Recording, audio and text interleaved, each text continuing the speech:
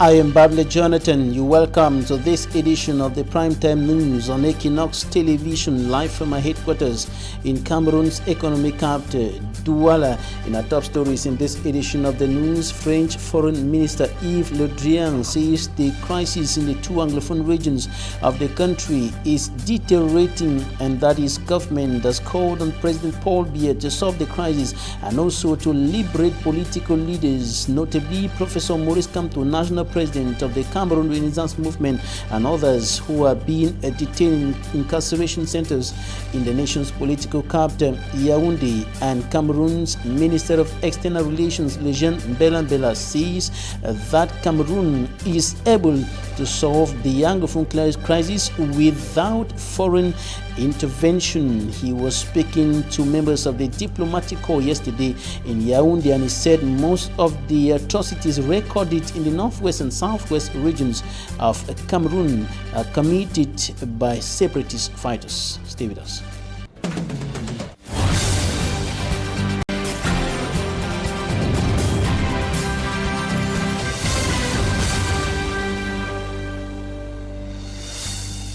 Cameroon's Minister of External Relations, Lejeune Mbela, says Cameroon is able to solve the socio-political and security crisis hitting the two Anglophone regions of the Republic of Cameroon, the northwest and the southwest regions, for close to 3 years without foreign intervention. He appealed to the international community to believe in the government of Cameroon, or the capacity of the government to bring the crisis to an end. And speaking to members of the diplomatic corps in the nation's political capital, Yaoundé, yesterday, Minister Lejeune Mbela said most of the atrocities recorded in the northwest and southwest regions of the country are committed by separatist fighters. He emphasized that the military is in the two regions nothing else but to protect properties and lives. Details in this report by Innocent AZEH. Minister Lejeune Mbela in the conference May 28 in Yaoundé quickly put to the ears of representatives of foreign countries in Cameroon, international organizations and heads of diplomatic missions not to be blindfolded by separatist propaganda that the military burns, kills, kidnaps and violates rights of citizens in the northwest and southwest regions. He rather echoed in their eardrums to trust the actions of the military, which is out to protect lives and properties and fighting separatist terrorists to ensure return of peace and stability. All what the military has been doing in Anglophone Cameroon, according to a statement to the foreign personalities, have been in strict compliance with international law. Lejeune Mbela posed blame of destruction and gross abuses and right violations in the camp of separatists. Just like a twin to the Ministers of Communication and Territorial Administration, Lejeune Mbela of the External Relations Ministry denounced report from human rights organizations that more than 4 million people need humanitarian assistance in the two English-speaking regions. He rather claimed both regions, following a survey conducted in 2015 by the Central Bureau for Census and Population Studies, revealed the population of both regions was less than the figure. To Lejeune Mbela, needs of those affected by the crisis were being attended to, as the Minister of Territorial Administration had already made several field trips, after which 150,000 families of displaced persons were duly identified and more than 75,000 already given assistance in terms of foodstuff, farm tools, construction materials, school needs and several others. The attentive foreign bodies were also told by the minister that Cameroon fully works with members of human rights councils, member states, entities of the United Nations system, and other international partners towards respect of rights of citizens. à l'encontre des activistes établis. He included in a statement that international intervention is not needed as Cameroon can solve its own problems. Le Cameroun s'est donné un président. Le Cameroun a ses institutions. Il n'appartient à aucun pays dans le monde, qui que ce soit, de nous donner des institutions qui ne sont pas les nôtres. Nos institutions tiennent compte de nos réalités. Regarding the detention of Professor Maurice Kamto of the Cameroon Renaissance Movement political party, the External Relations Boss highlighted he violated Republican order and is undergoing deserved punishment. Pour ceux qui ne l'ont pas encore compris, que le Cameroun reste un état de droit. To le jeune Mbela, the Republic of Cameroon in the midst of the Anglophone crisis is not as black as many talk about, and rather a calm nation with recurrent international successes, with a flexible journey to attain emergence by 2035. Cameroon's Foreign Affairs Minister Lejeune Mbela adds his voice to those of other Cameroonian authorities, notably the Minister of Territorial Administration Atanganji Paul and of course Communication Rene Emmanuel Sadi, to emphasize on the point that elements of the National Armed Forces, notably the military, are in the northwest and southwest regions of the country for no other purpose but to protect human lives and properties. At the same time, accusations are coming from the population and of course politicians, civil society actors, international and national non-governmental organizations and human rights organizations, accusations raining on the military over atrocities it is said to have been committing in the northwest and southwest regions of the country, killing of civilians, destruction of properties, burning down of houses and entire villages, torture, and of course other atrocities which elements of the National Armed Forces are accused of having committed or to be committing in the two Anglophone regions of the country. However, authorities of the Republic of Cameroon have continuously emphasized that the military has been professional in the discharge of its duties in the two Anglophone regions of the country. And the French Foreign Affairs Minister Yves Le Drian says that the Anglophone crisis is deteriorating and that his government has called on the President of the Republic of Cameroon, Paul Biya, and his government to solve the crisis before things get out of hand completely. And of course, this is part of international pressure mounting on the Yaoundé administration over the Anglophone crisis and also the situation of political leaders, notably those of the CRM political party who have been arrested and detained in Yaoundé.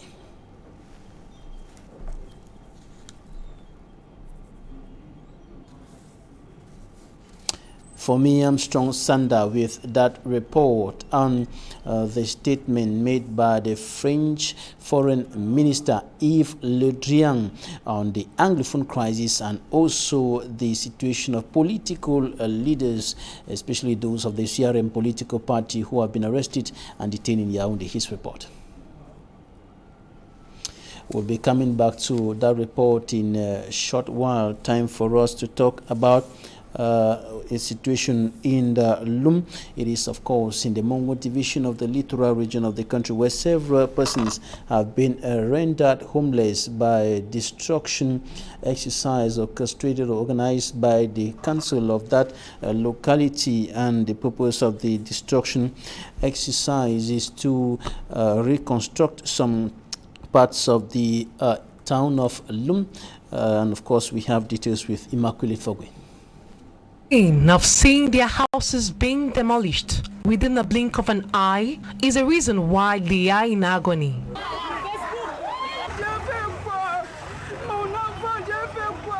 The demolition process was carried out by council agents in Manigwase in the town of Loum in the littoral region. The population resisted the demolition exercise, but to no avail. The mayor of Loum explains that the inhabitants were informed about the demolition process a long time ago and were asked to evacuate the site.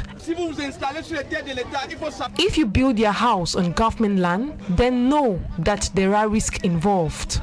Don't go and waste your money buying land that you will soon be chased away from. We have had several meetings with those who constructed on that site to explain to them that it was meant for the construction of a handicap center. The project was to kickstart in the month of January, but we are already in the month of May, giving them enough time to leave the site. It is necessary that we make the site available so those in charge of construction can kickstart work. Que je mette le site à leur disposition. Most of those affected by the demolition process attest of having a land title. The question many are asking is, who delivered those land titles? Coming up, Immaculate Fogui takes us to Akom 2 in the south region of the Republic of Cameroon, and she's going to be reporting on the deplorable state of roads in that municipality.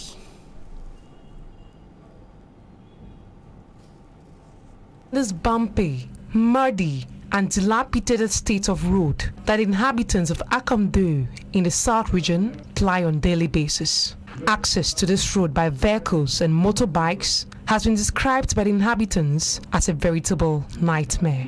According to an Italian construction company, the situation will remain the same if the government of Cameroon does not give a go-ahead by signing the contract. Just have a look. Yes, the purpose is just to have first contact, official contact with the authorities.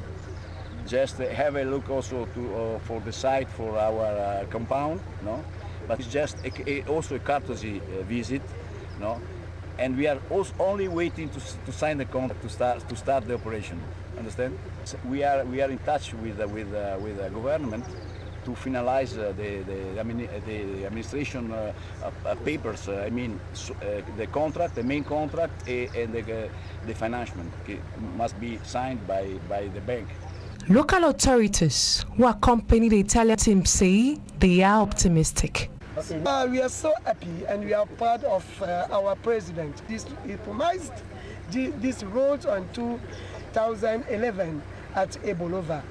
And we have been waiting. And now as we are seeing partners on the field, we know that the road will be realized. So we are very, very happy here in Akom 2 because very soon our problem will be in the past. Inhabitants of Akom 2 remain pessimistic as they doubt what the local authorities are saying. The project is set to be completed in 36 months. We only hope that the deadline given will be respected. For example, the stretch of road linking Ebolo and Sang Malima was to be completed in 32 months, but it's already 5 years gone and construction works are still ongoing. The inhabitants of Akom 2 are now looking forward to see an end to the misery they have been facing due to the advanced state of dilapidation of their roads.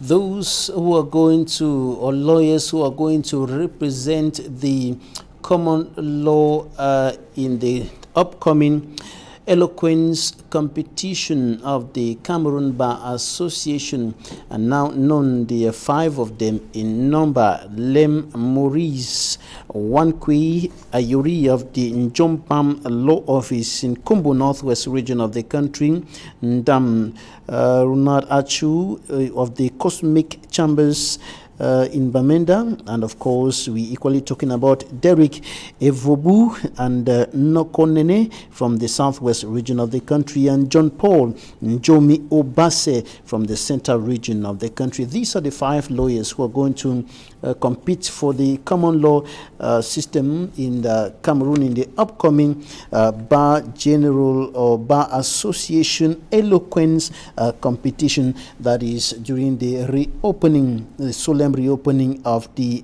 Cameroon Bar on the 5th, from the 5th to the 7th of June 2019. And today here in the economic capital Douala, the coordinators of the Cameroon Bar Eloquence competition from the Northwest, Southwest Center, Littoral, of course, met here in the economic capital of Cameroon, Douala, under the chairmanship of Ntumfo Barrister Nico Hale, former Bar General Assembly president, for this purpose. And now we're going to listen to the coordinators of the Eloquence competition of the Cameroon Bar from the Northwest and Southwest regions of the country. We had an essay guidelines that was sent to us, 10 points, which we gave to the candidates, and we equally gave them the 2 topics, out of which they had to select one of their choices. The first topic was, are the customs and the traditions of the bar obsolete? And the second topic was, are lawyers liars? They had to choose one and to write on at least 1,500 words, between 1,500 and 2,000 words. They had to write in English. The essays had to be original. We marked the scripts. Each of us went through the 6 scripts, evaluated them, and scored them over 20. At the end, we added the marks over 60 and divided by 3 to have the final result. We informed advocates in training of common law instruction in the Southwest region, who were the targeted group. We presented the topics to them. There were 2 topics.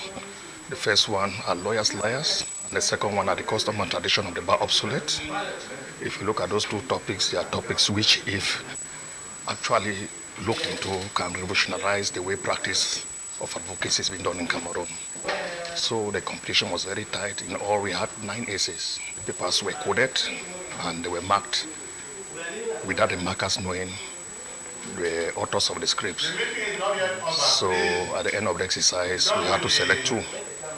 We had Derek Mvobo and Nokonane, who are the flag bearers of the Southwest region. It was done in all total transparency, I can assure you. It was a very difficult exercise, taking into consideration the security challenges in the Southwest region at present. We could not move to Kumba, Muyoka, and Banfi to sensitize the other advocacy training who are in those towns because of, the degrading security situation of the region.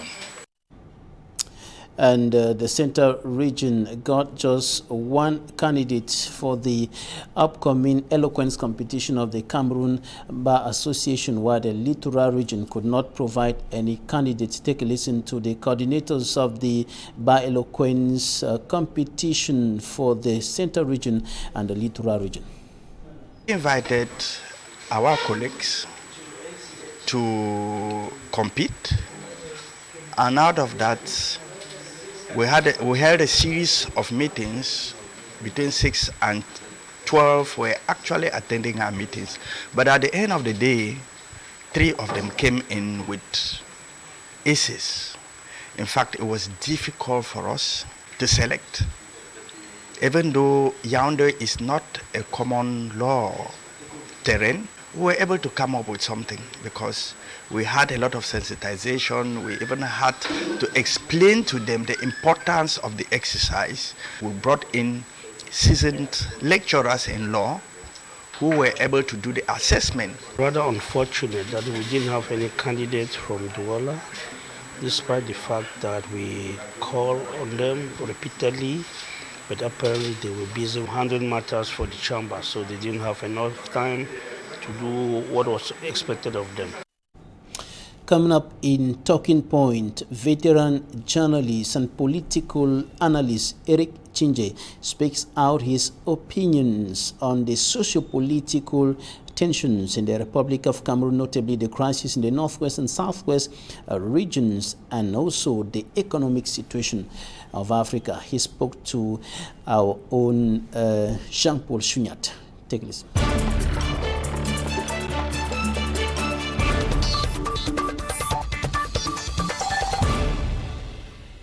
A few weeks ago, the President Paul Biya sent the Prime Minister Chief Joseph Diongote to go in those 2 regions with a message of peace. Absolutely. How do you appreciate that initiative? Good question, Jean-Paul, and let me say this, that I consider the initiative by the Prime Minister as an excellent, possibly the first real opportunity we have to engage seriously and meaningfully in the search for a solution. The first in 3 years. So if we've been able to do that, let us put everything it will take to continue along that road. Let us not be distracted. There's some people who are now already saying, no, the conditions that he put out, that everything will be on the table are not right. Some people are saying, no, something about the form of the state or whatever it is, the nature of the state cannot be, it's non-negotiable. That's absolute baloney. And I want to say that those people who continue to say that are part of this problem. We cannot have a crisis of this nature and the government seeks to move in a certain direction that everybody feels comfortable with. Some voices are being raised to oppose that. They are the enemies of the state. And if they don't know it, let them hear it from me. And it is time to stop that and focus on bringing this country back together again. We need to come together. Every day that this crisis continues, this country is losing the Anglophones. You're losing more Anglophones. They're becoming hardened in their opposition to the union that we call Cameroon. We should know that. I, Éric CHINJE, when this all started, I was totally unwilling to even listen to the arguments for secession. Today I listen to them with a lot of sympathy. I am still not a secessionist, but believe me, I listen to them with a lot of sympathy. So let's not bring more people to the position where I am, even less to a more radical position. Let us begin to address this problem. Dialogue is obviously the way to go. Every crisis in the world ends in dialogue, with people sitting around the table and talking. Whether it's the First World War where millions were killed, or the Second World War where millions were killed, or the crisis in South Sudan or in Rwanda, you name it. Every crisis, the Vietnam crisis, across the world, Colombia, they all end up with people coming around the table and talking. So why wait? If we know that ultimately that is what we are going to do, why wait? Why delay the dialogue? Why pretend? Why come up with half solutions, as I see this government trying to do? So you just say welcome to the initiative of Cardinal Toumi. I absolutely consider the initiative by Cardinal Toumi as one more step in the direction of which President Biya and Dr. Ngute want to go. It's one more, and there should be many more of those. Absolutely. Now let us talk about the socio-political environment in Cameroon. Some leaders, political party leaders are arrested, they are under custody. You as a Cameroonian, certainly very jealous of human freedom and human rights. How do you appreciate that we are in a country that people cannot express themselves as they want? Let me say this. We are faced with an existential crisis in Cameroon today. It should be the focus of everybody to resolve that crisis. All political parties should be brought around the table. And there's absolutely no reason, none, on the face of this earth, why any political leader, or any leader for that matter, should be behind bars at this time. There's absolutely no reason. They cannot be telling me that Mr. Kamto and Mr. Pendeko and the others who demonstrated that their place at this time in the history of our country should be behind bars. No, it's not right. So my option would be, please, I want to invite every Cameroonian to take a step back, go into their consciences and think, do they think it is the right thing to do at this time? And if the answer is no, let us come together as a nation and say, no, Mr. President, let's bring down the social tensions by doing the right thing. There are young Anglophone prisoners behind bars in Kondengi. I talk to them almost every day. Bring them out. Their place is not there. There are all of these politicians who are in there. Bring them out. I'll even go further and suggest that those who are there for economic crimes, except obviously those who've exaggerated, but many of the people who are behind bars, who've paid their dues, who've been there for 5 years, 6 years, 10 years, whatever, I think bring them out and bring the money back, and let's use that money to pay for the arms that we've been buying. Let's use that money to build a few hospitals that have been destroyed. Let's use the money to build the villages that we need to build. This country is almost broke. How is it going to pay for peace? How is it going to pay for peace? When at the same time, when we know, and I don't want to mention names, of Cameroonians who are in Kondengi today, but have access, and their families, to billions of dollars, not CFA francs, billions of dollars in the Cayman Islands, in Switzerland, in other offshore accounts. Why can't we get that money back? Build villages that have been destroyed, and the hospitals and the schools. Bring down the social pressures and the tensions in this country, and begin a peace dialogue that can get Cameroon back on real, get us back as a nation. Anybody sitting out there thinking that, look, Cameroon's un pays unique et indivisible. Cameroon is a country that is united and indivisible. It's a dream, something we have to work towards. And if we're not working towards it, it will break down before they know it. You have been occupying a very high position in World Bank and even African Development Bank. What is your appreciation of African economy in a world that such countries like France, United States, China, they want to invade the African continent? That's true. You know, it is true that all these external powers want to invade, and I like the use of that word, Africa. And it is time that Africans woke up. Otherwise, we will find ourselves, because they've invaded and conquered, we become slaves again to the global system. We easily may become that. But with regard to development, your question, and my perspective as an African who's been in these international institutions, let me tell you this. When I joined the World Bank almost 30 years ago, Africa was truly a basket case. We could hardly find any evidence of success in any African country. We could not. So we could only look for foreign examples to say, if you do this way, things might work for you. We couldn't find any African examples. Look today, what is the situation? There's a mini crisis in Botswana today, but Botswana is doing well. Rwanda is doing very well, a country that came from nothing, that has very few resources.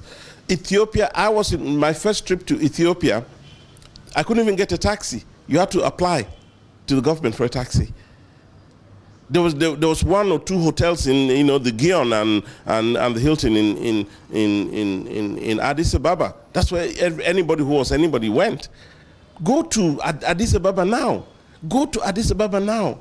It's less than the last 20 years. Total transformation.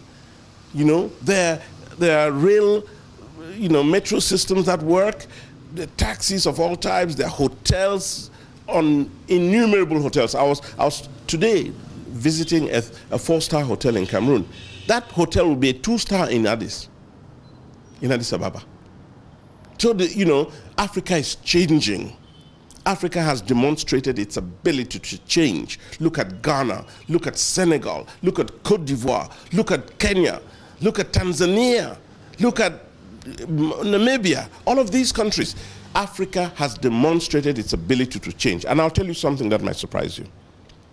The think tank of the African economy, the heads, the people in these global or regional institutions, global institutions that think about the African economy every day, most of them are Cameroonian. The African Development Bank, the chief economist is a Cameroonian. The chief economist of the World Bank for Africa is a Cameroonian. The head of the Economic Commission for Africa, the UN Economic Commission for Africa, Dr. Sangwe, is a Cameroonian. Dr. Monga, Dr. Albert, who is in the World Bank. Hippolyte, Dr. who is in the African Afri-Exim Bank. The chief economist, the Afri-Exim Bank, is a Cameroonian. Cameroon, the Africa 50 for infrastructure, it's a Cameroonian. Look, we have to celebrate this. We have to celebrate this. Ebobise, who's in Cairo, we have to celebrate this. Cameroonians are thinking about the economy of Africa, and African countries except Cameroon are moving in the right direction. Veteran journalist and political analyst Éric CHINJE speaking there to ETV's Jean-Paul Chunyat. And this is where we're going to draw the curtain on this newscast. Thanks for staying with us.